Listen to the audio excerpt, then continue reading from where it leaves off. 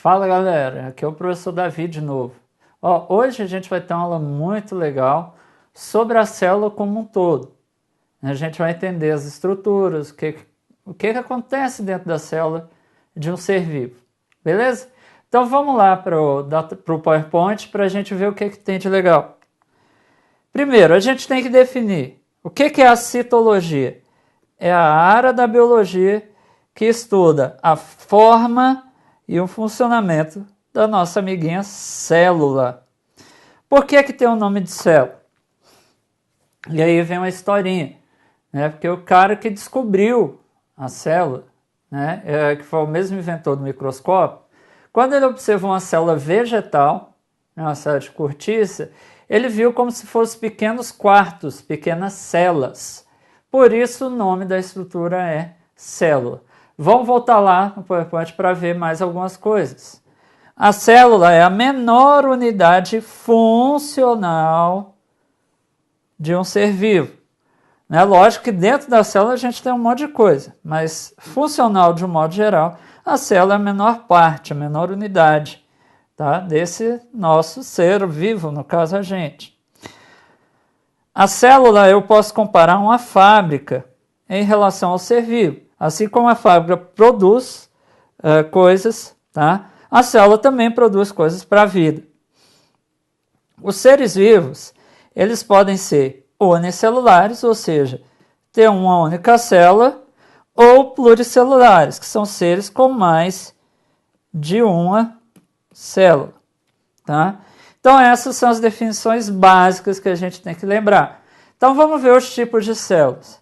Procariontes. O que é um indivíduo ou uma célula procarionte? Um ser procarionte, uma célula procarionte, é uma célula simples, antiga, tá? Com poucas organelas, na verdade seria uma, tá? E sem núcleo delimitado. Porque é um erro, galera, é o seguinte, é um erro que acontece muito, a galera fala assim, procarionte é um indivíduo sem núcleo. Não, isso é mentira, tem núcleo. Só que o núcleo, como a gente viu ali, ele está separado do resto da célula. Então vamos voltar lá para eu te mostrar como é fácil lembrar. Primitivo, primeiro, tá? Cárion, estou falando de núcleo. Então, procarionte é aquele ser que tem um núcleo, tem o primeiro núcleo ou núcleo, melhor escrevendo, primitivo. Tá? Olha que legal. Tá? Então é fácil. Núcleo primitivo, procarionte. Tá? Aqui vocês estão vendo a estrutura de um procarionte, né? Onde eu tenho a membrana plasmática. No caso é uma bactéria. Tá? Eu tenho a membrana plasmática, que é comum a qualquer célula. O citoplasma, que é a parte de produção.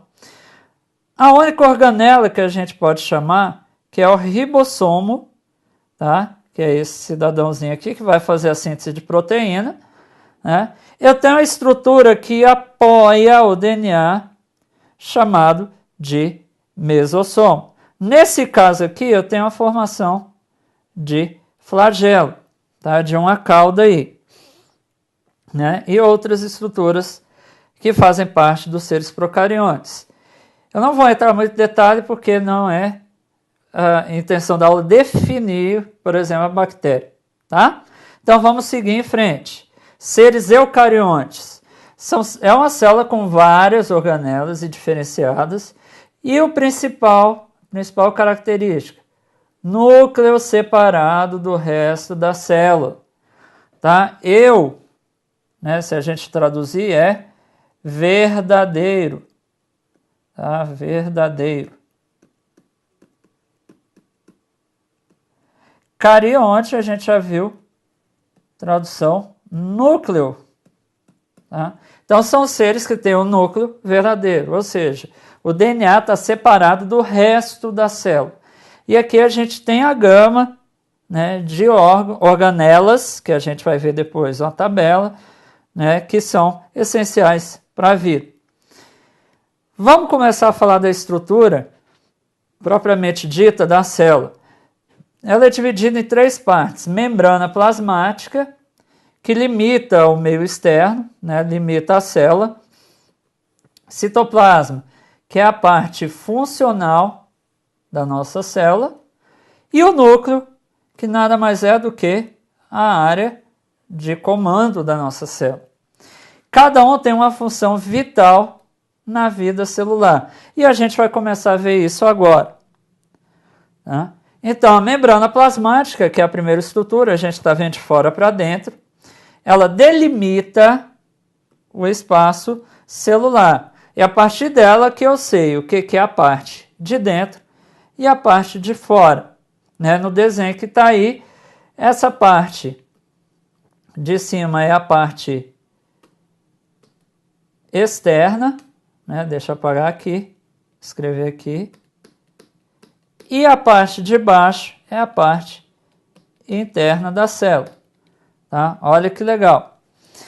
Ela seleciona o que entra e o que sai da célula, para não ficar entrando e saindo tudo.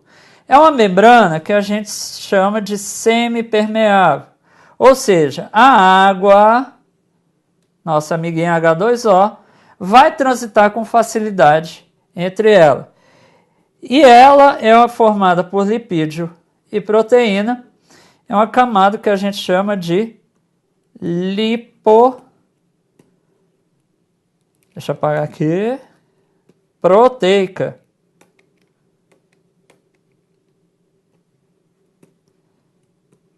Ou seja, eu tenho, e eu vou mudar aqui, botar de preto, só para vocês conseguirem enxergar melhor.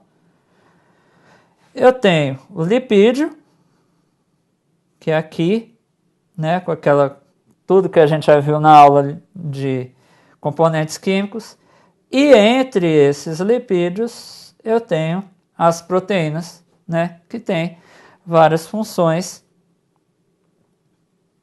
para a gente ver depois, tá? Então, essa é a nossa membrana plasmática. Lá acontece o transporte. Se a membrana é a barreira, eu tenho que ter os transportes de elementos para dentro e para fora da célula. E esses transportes a gente divide em transporte passivo e transporte ativo. Então vamos olhar lá na apresentação para ver a diferença entre cada um aí. Vamos lá.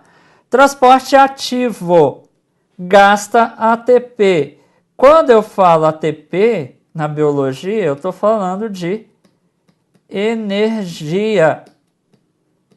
Tá? Estou falando de energia, ou seja, de algo que eu vou gastar energia para fazer. Transporte passivo, eu não tenho esse gasto de energia, né? Ou seja, é melhor, porque eu aproveito minha energia para outras coisas. Agora, tudo vai depender da concentração do soluto. O soluto ele pode ser sólido ou ele pode ser líquido. Em alguns casos até gasoso, tá? Mas nesse caso aqui a gente usa basicamente sólido e líquido, né? Dentro da nossa célula não vai ter o gasoso. E aqui vocês estão vendo destacado no desenho que o ATP entrando aqui, eu estou gastando então energia para conseguir transportar alguma coisa que a gente vai ver lá na frente. Que coisa é essa, né? São 3 tipos de solução, gente. 3 tipos de solução. Isso eu estou falando em relação à célula, tá? Ao meio externo, né? Quando eu falo de solução, não falo do interior da célula, eu falo do meio externo. Ela pode estar em uma solução isotônica, ela pode estar em uma solução hipertônica e ela pode estar em uma solução hipotônica em relação à sua célula. Então vamos voltar ali para ver cada uma delas. Célula, né? Célula não. O isotônico, né? A solução isotônica. A concentração de soluto dentro e fora da célula é igual, é a mesma. Tá? Por exemplo, posso ter 5 moléculas de um determinado soluto fora, 5 moléculas dentro. É uma solução isotônica. Como exemplo, eu dou um exemplo fácil para vocês entenderem aí, seria o isotônico, né, que a gente bebe aí depois de fazer exercício. Várias marcas de isotônicos, né, conhecidas aí no mercado.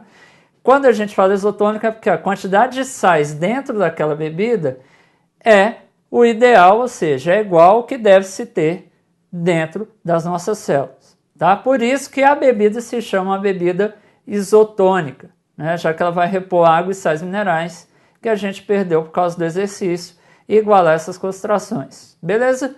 Vamos voltar lá então. Solução hipertônica. Concentração de soluto no meio externo é maior, tá? É maior do que na célula. Tá? Então, soluto no meio externo é maior do que na célula. Né? E aí eu vou ter perda de água. Voltando lá no isotônico. Quando eu falo que ela é isotônica, então a água que entra, né, é igual à água que sai da célula. Tá? Olha que legal isso. Só apagar aqui, que ficou um parênteses a mais. A água que entra é igual à água que sai. Tá? Não é que não tem, porque às vezes até é uma pegadinha, vocês têm que tomar cuidado. Né? A quantidade de água que entra é igual à quantidade de água que sai. Tá? Então ela tem movimento de água sim. Já na solução hipertônica, a água sai mais do que entra. Tá? Então a água sai mais do que entra. E na solução hipotônica, em que a concentração do soluto no meio externo é menor do que na célula, a água entra na célula. Tá? Olha que legal, é fácil de lembrar. Tá? Então, isotônico, a água que entra e que sai é igual. Hipertônico, a água que sai é maior do que a que entra. E hipotônico, eu inverto. A água que entra é maior do que sai. Beleza? E aí, vamos olhar a ilustraçãozinha lá para ver um pouquinho disso daí. Ó, olha que legal. E olha como é que a célula fica. Né? Então, no meio hipertônico, que eu tenho o meio externo maior, né, do que o meio interno, a água tende a sair bem mais do que a entrar. Tá? Já no meio isotônico, a água que sai é igual à água que entra. E no meio hipotônico, a água que entra é bem maior do que a quantidade de água que sai da célula. E as células mudam, né? Quando eu coloco uma célula no meio hipertônico, uma célula, vamos supor, hemácia, como está aí no exemplo da célula animal, ela vai perder água. Se ela perde água, ela murcha, ela sofre um processo chamado de plasmólise. Tá? Então ela plasmoliza. Olha a célula vegetal descrita aí, que ela está plasmolizada. Tá? Lá no meio hipotônico, a célula sofre um processo chamado turgescência, onde vai entrando água, entrando água, até uma hora que ela estoura, ela arrebenta, por isso lise. Tá? Então a célula, a gente diz que quando ela está no limite, ela está túrgida. Professor, por que a célula vegetal não estourou? Por causa da presença da parede celular, tá? Que impede que a célula vegetal estoure. Tá? E aí eu vou contar para vocês uma experiência própria. Estava lá na graduação, fazendo, né, meu curso de biologia, e aí um dia um professor levou a gente para o laboratório para brincar um pouquinho com isso. Tinha chegado um instrumento novo lá, a gente foi ver como é que era. E aí ele furou o dedo de uma amiga minha para a gente observar e contar né, a quantidade de hemácias que tinha um determinado local lá da lâmina. Quando ele furou, as 2 vezes que ele pegou a lâmina, né, de sangue e pegou a água destilada, as células se romperam, porque a água destilada não tem sal nenhum. Então, quando a célula que tem mais sal do que o meio externo, a água vai entrando e todas as células estouraram, né? Depois de muito tempo que ele foi lembrar e perceber que ele tinha que ter usado soro fisiológico, que tem uma concentração igual de dentro da célula. E aí, quando a gente usou o soro, né, 0,9%, aquela coisa toda, a gente conseguiu observar direitinho as hemácias e fazer a contagem, que era o tema da nossa aula. Então vamos voltar aqui para ver o que é o transporte ativo e o transporte passivo. Vamos começar pelo passivo, que é o mais fácil. O transporte passivo, ele leva soluto ou solvente sem gasto de energia, sem gasto de ATP. E são 2 tipos. Osmose, em que eu vou levar basicamente a água, tá? São difusões, tá?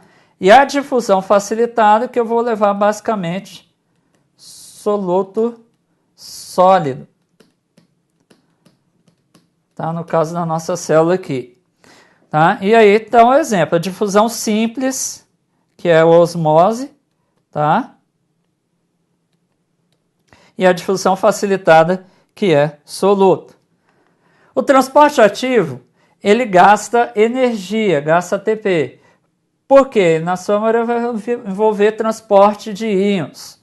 Como exemplo, eu dou a bomba de sódio, Na, e potássio, K. Quando eu falo de íons. Então, eles têm a carga. Aqui é o seguinte, a proporção. Saem 3 íons, né, na bolinha aqui, essa bolinha é o sódio. E também sai e entra 2 íons potássio. Tá? E para isso eu tenho que ter esse gasto de energia, já que eu estou trabalhando com carga com íons. Tá? Deixamos então o transporte ativo ali bonitinho, né? A membrana de um modo geral. Vamos para o citoplasma, que é uma parte um pouco mais demoradinha, mas a gente vai conseguir fazer na boa. É a parte funcional da célula. É responsável pela produção, digestão intracelular e excreção da própria célula, né? Algum hormônio, alguma coisa assim. Função, as organelas que fazem tudo isso. Tem uma função semelhante aos órgãos no corpo. Eu tenho que corrigir. Então vamos lá. Olha que legal a tabela aqui. Ribossomo, né, que a gente já viu lá, síntese de proteína. Tá? Uma função bem específica. Tem em procariontes e em eucariontes. Tá? A partir daí para baixo, eu vou encontrar estruturas eucariontes.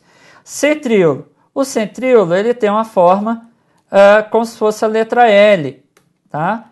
Então ele tem um bastãozinho na vertical e um bastãozinho na horizontal. Ele entra onde? Participa da divisão celular, que a gente já viu em outra aula, e produção de cílios e flagelos. Retículo endoplasmático rugoso, também chamado de granular, hoje em dia, tá? Granular. Ele é responsável pela síntese proteica, porque nele eu tenho grudado ribossomo. Tá? Então, como o ribossomo está grudado, ele recebe também a função de síntese proteica. O retículo liso, chamado de A, sem granular,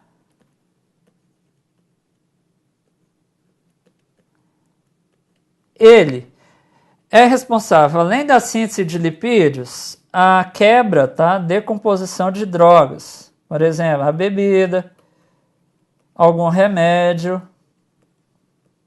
Tá? Então, algum produto ele é quebrado, ele é decomposto ali no sistema, no retículo agranular. Tá? Transporte dentro da célula também é papel do agranular. Né? E tudo isso é do rugoso também. Tá? O rugoso também pega essa função. Complexo de Golgi, hoje é chamado de complexo golgiense. Tá? O nome hoje em dia correto é complexo golgiense. Responsável pela secreção. Ele é o empacotador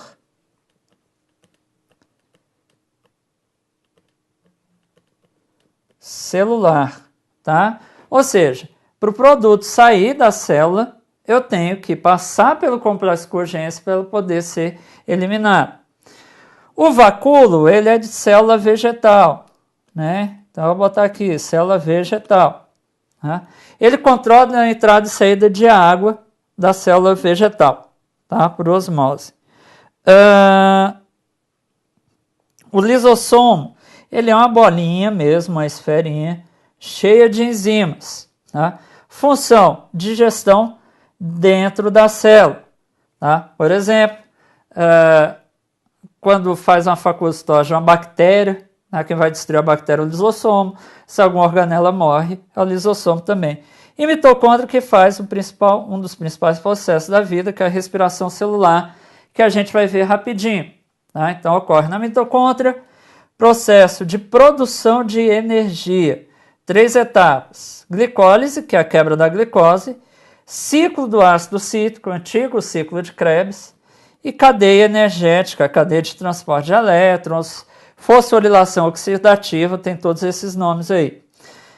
Antigamente só existia fermentação, então produz 2 moléculas de ATP. A respiração, aí, dependendo de autor para autor, você tem entre 36 e 38 moléculas de ATP. A glicólise, então, ocorre no citoplasma. Lise, quebra, tá? Para vocês lembrarem. Onde você vê esse termo na biologia, lise, é quebra. E glico, da glicose. Ele quebra a molécula de glicose em 2 moléculas com 3 carbonos. Saiu de 6, né? Já que a glicose é C6H12O6. Tá? Ele sai de 6 carbonos para 3. Ele utiliza para entrar na mitocôndria a coenzima A. Ou seja, a coenzima é carreadora para o interior da mitocôndria dessa molécula. Então eu tenho aqui o composto final que a gente chama de ácido pirúvico, tá? E esse ácido pirúvico ele tem 3 carbonos.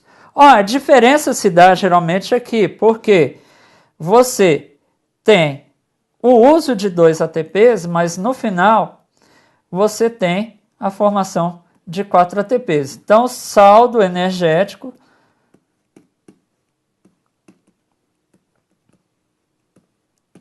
é de, vamos lá, se eu tenho 4 ATPs produzidos, mas eu uso 2, então, deixa eu apagar tudo aí. Eu uso 2, então eu tenho saldo de 2 ATPs. Tá? Por isso que às vezes dá diferença. É nessa etapa aqui que às vezes a contagem muda de autor para autor. Tá? Mas o importante é que esse ácido pirúvico se alia à coenzima A. Tá? A coenzima A para poder entrar e realizar o ciclo do ácido cítrico. Tá? Também chamado antigamente ciclo de Krebs. Ocorre na matriz, no meio da mitocôndria.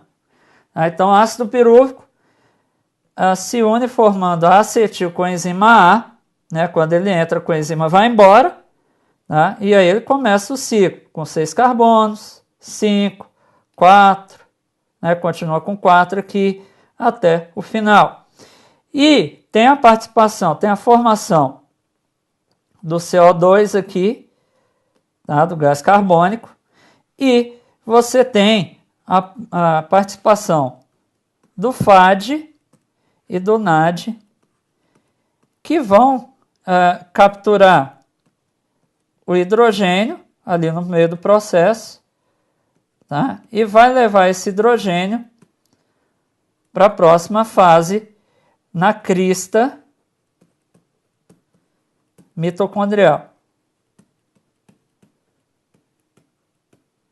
Ou seja, o hidrogênio e o carbono eu já estou usando aí.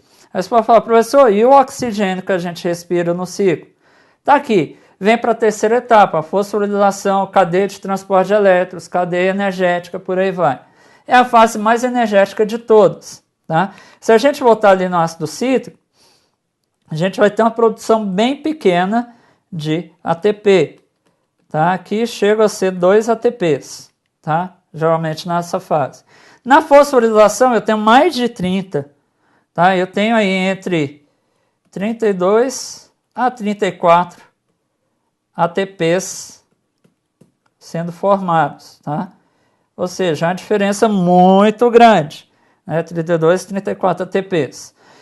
E é o seguinte, o NAD e o FAD trazem o hidrogênio para cá, e esses hidrogênios vão pulando de crista em crista. Cada pulo desse alternado, por exemplo, eu tenho produção de energia no primeiro pulo, não tenho no segundo. Tenho no terceiro, não tenho no quarto. Tenho no quinto, e vai assim, até o hidrogênio encontrar com o nosso amigo oxigênio e formar a água. Pode dar problema aqui? Pode. Em vez de formar a água, ele pode formar H2O2, que seria o que a gente conhece popularmente como água oxigenada. Mas aí tem uma outra organela que decompõe essa água, tá? Oxigenada, que é tóxica, né? Em água normal. Então, a reação basicamente é C6... Peraí, deixa eu apagar aqui, a gente já está indo para o final. C6H12O6 mais o oxigênio, dando CO2 mais água, mais, em média, aí, 38 ATPs. Para balancear, né, e a gente já deixar tudo bonitinho, são 6 moléculas de oxigênio, 6 de gás carbônico, 6 águas, tá? E 38 ATPs. Está aí, bonitinho, balanceada a nossa equação. Para acabar a aula de hoje, né, a gente vai fechar com a parte principal da célula, que é a parte que comanda a célula, que é o núcleo, que é a menor parte dentro da célula, que está separado do resto do núcleo. Então vamos voltar lá para ver um pouquinho mais do núcleo. Ele que realiza o comando celular, tá? E a gente já viu todo o processo que acontece dentro dele, de síntese, a importância dele. Ele é delimitado do citoplasma pela carioteca, tá? A carioteca é uma membrana porosa, da mesma constituição da membrana plasmática. Lá dentro eu vou ter basicamente DNA e nucleolo. O nucleolo vai formar o ribossomo e o nucleotídeo.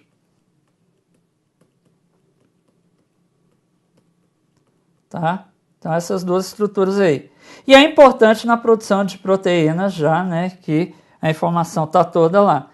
Para fechar a aula de hoje, então, a ilustração de como é que é, tá, a carioteca, né, com seus poros, para que o RNA mensageiro saia, né, e o nucleolo, que é uma das regiões onde tem a maior concentração de DNA.